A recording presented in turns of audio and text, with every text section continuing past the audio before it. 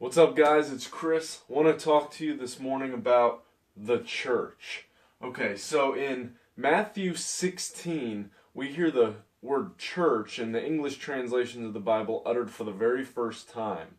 In fact, it's the first record we have of Jesus ever mentioning the church. And if we look at the context of it, it looks like it may be the first time that he ever even mentioned it to his disciples or perhaps anybody else ever. So think about the significance of this passage. This is the first time in history, potentially, that the word church, at least the English translation, or the original language of the English translated word church, is ever uttered in history. So this thing that we have come to know as the church today had never been mentioned before this point. And so Jesus says, "Upon this rock I will build my church," in Matthew 16. Well, I want to ask you something. What is the church? How do we define it? What is its identity? And when we look at cues in our language, the conversations that we have with one another, we tend to say things like, "Where do you go to church?" or "What church do you attend?" or "Are you going to church?" And all of this language suggests that the church is a place. It's a building, perhaps. But I want to ask a question as we get started here. Is the church the people or the steeple? Is it the people or the building? What are we talking about here? And more importantly, what was Jesus talking about in Matthew 16 and then in the rest of the New Testament when they talk about the church? So we got two words here, or a phrase and a word. And both of these are closely related to the English translation of the church. This is the actual origin, the etymological origin, etymology being the root word. This is the etymological origin of the church, the word church. But this right here is what's found in the Bible. And I'm going to talk about that a little bit more as we go through this.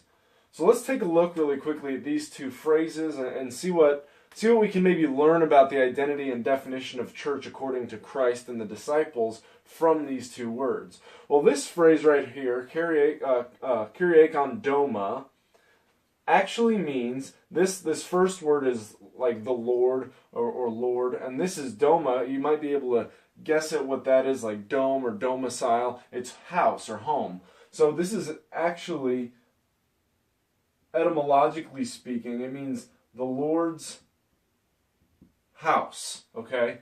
And draw a little picture here of a house. All right, now what is this other word here? Ekklesia. What does this mean? Well, this actually comes from two different words put together, and it means something totally different. It means the called out ones. This is how this is usually defined. So check that out. This is the Lord's house, and we're talking about potentially a building or a temple or something like that there. And then here we have Ekklesia. This is talking about the called out ones, and that's actually a reference to people. Not a singular person, but an assembly of people, historically, as I'll show you in a second. Now here's the really interesting thing. The word church, you can almost see a little bit of a similarity here. This word came about a long time ago, and I'm going to trace that here in a moment. But this translated, once it got mixed in different languages, this is the Greek. We end up seeing versions of this in Dutch and German and Old English and things like that. And so it ends up transforming from kyriakon to kirk. And you can see in kirk phonetically that that's very similar to church. And so in English we say church, and this is where the word church comes from in English. But here's the interesting thing. Let's look at the time. When did this word come about? This came about in 300 AD. Okay? So we're talking 300 years after Christ is born, roughly, give or take. And we're talking about, give or take, depending on which book of the New Testament, upwards of 200 years after the New Testament is written. So maybe you can guess based on that, but this word, this phrase, even the origin of this phrase, isn't in the Bible. It's not in the New Testament. So if we look at a timeline here, right, understand we got BC and AD here, and we'll say right here is the life of Jesus. This word doesn't come around until 300 AD.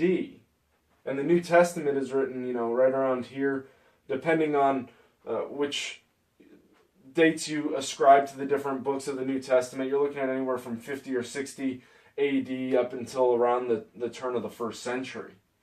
So this word, this phrase right here, which we get church from, doesn't even exist in the Bible. That's really interesting. But let's take it a little bit further, because what we find is every time in the New Testament you see the word church in an English translation, it's actually this word, ekklesia, right here, which means the called out ones.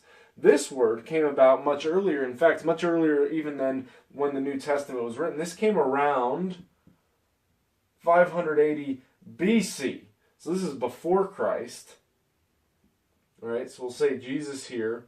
We got 300 AD here for the origin of this. And then back here, even further really, 580 BC, you get this word ekklesia that seems to pop into existence. Now, even more important perhaps than the timeline is what this word originally meant, because that may have something to do with why it was chosen to be the word that was used for what we now call the church in the New Testament. If you look at where this word ekklesia originally came from, it came, like I said, around 580 BC in Athens, Greece. Okay, so when you look at the government of Athens, this is very important to understanding the origin of this word and potentially even what it might have to do with the church today and what Jesus meant. Ekklesia was a type of government, in fact, and so let me show you how this works. In Athens, Greece, Greece was made up of a bunch of city-states, or what they called polises. And so you have these, basically just think of self-governed cities, almost like states we have today within the United States, and then Greece is the country. And so you have these different city-states that go around. Athens and Sparta are very famous, but there's many of them.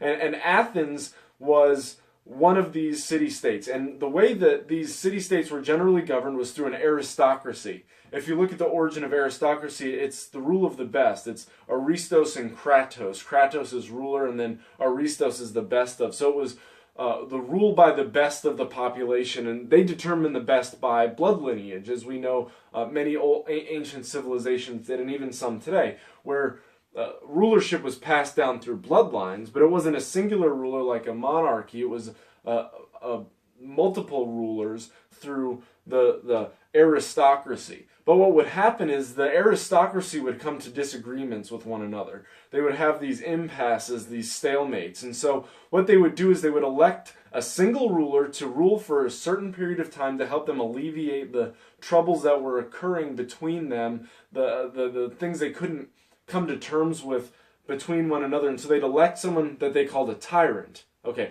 now today we think of tyrant in a negative connotation, but originally in Greece, when this word was originally used, it wasn't a bad thing. This was someone that was elected to help come up with solutions for problems when they couldn't come up with one themselves as a group. So they'd give one person the ability to make the decisions instead of the entire aristocracy. What did happen, and this is why we think of tyrant as a bad thing today when we think of a tyrannical leader, is the tyrants oftentimes would not release the authority back to the aristocracy, and they try and usurp that authority and keep it for themselves longer than the designated period of time. And so that's why we know tyrant today as a negative term. Well, there was this one tyrant who did something entirely different around 580 BC. Instead of giving the power back to the aristocracy or keeping it for himself, he said, we're going to do things differently. And what he did was he gave the power to the people. And this is the first time in history that a major nation implements some form of what we would now call a democracy. And remember I said Kratos, Aristos Kratos' rulership. In democracy, you have Kratos again. It's the rulership, but demos is people, so it's the demos Kratos, the rule of the people. And so this particular tyrant, what he did was, instead of keeping it for himself and giving it to the aristocracy, he gave it to the people. And so they would have, think of like a massive town hall meeting in the city of Athens. They met on this hill, and they would take votes. They would discuss problems, do we need to go to war? Do we need to do this? What do we need to do with our economic situation? They'd have these major town hall meetings, and they had to have a quorum, which is the amount of people necessary to make a vote, of 6,000. They had to have 6,000 people present to pass a vote. And so when this group assembled, this group of 6,000 plus citizens assembled and had the authority of the democracy to vote and to rule their land, this group was called the Ekklesia. And so that's the origin of this word. Now we see this word come in and out of play in the Greek history up until the time of Christ and even beyond it. You can see it referenced in Acts 19. Maybe I'll talk about that later. But what we have going on here is a shift that occurs. So when Jesus says, "Upon this rock I will build my ekklesia," we now call it church, but really we know that this is not etymologically related. And even if we look at the definitions, it's no wonder when we get church from Kirk that we think of it as a Lord's house, a physical place. But really it's kind of a poor translation, because what really Jesus was talking about and what the disciples are talking about is a group of people, an assembly of people with the authority to govern, with the authority to operate as ambassadors for Christ. And so some interesting things start to come into play. I'm not going to break this down too much further right now, but I just want to start opening your mind to the idea when we ask, what is the church? That is not a building, it's people. Now that doesn't mean that buildings are inherently bad, or we shouldn't congregate in buildings or worship in buildings or deliberate in buildings, or that having buildings that we call churches are necessarily bad. But it's not what Jesus was talking about when he said the church. He's talking about the people, he's talking about you, he's talking about me. He's talking about his followers congregating together. Now that brings me to one final point. I'm suggesting here that when we look at the church as a physical place, we're erring to one extreme, okay? But there's another extreme. And what's happened is people are becoming frustrated with institutionalized religion. They're recognizing, and even in John 4, when Jesus goes to the woman at the well, and their culture was in a very difficult situation as well, where they were kind of mixed bloods who had intermarried with their captors when they were in exile. And so her people, the woman at the well, her people, and then the purebred, if you want to say, Jews, the ones who had not intermarried, there was this conflict where they were saying, they had a different place of worship. And so she says, Jesus, which one of us is right? She could tell he was a teacher and a prophet. And she said, where should we worship? Should we worship here where we want to worship, or should we worship there where they want to worship? And Jesus began to prophesy, and he said, no, you've got it all wrong. It's not where you worship. It's who's worshiping. He said, a time is coming and now is where you will worship in spirit and truth. And so it's not about the location, it's about God's people. And so people are starting to recognize this. They're starting to recognize some of the error that's occurred in institutionalized religion, institutionalized Christianity. And they've moved away from that, moved towards like house churches and things like that. And that's not inherently bad either. But what's starting to happen is you'll talk to people and you'll talk about the church, and they'll say, that's not the church, I'm the church. Now here's the problem with that. They're kind of right. The building's not the church, we are the church. But that's not what they said. They said, I am the church. And here's what I want to point out to you.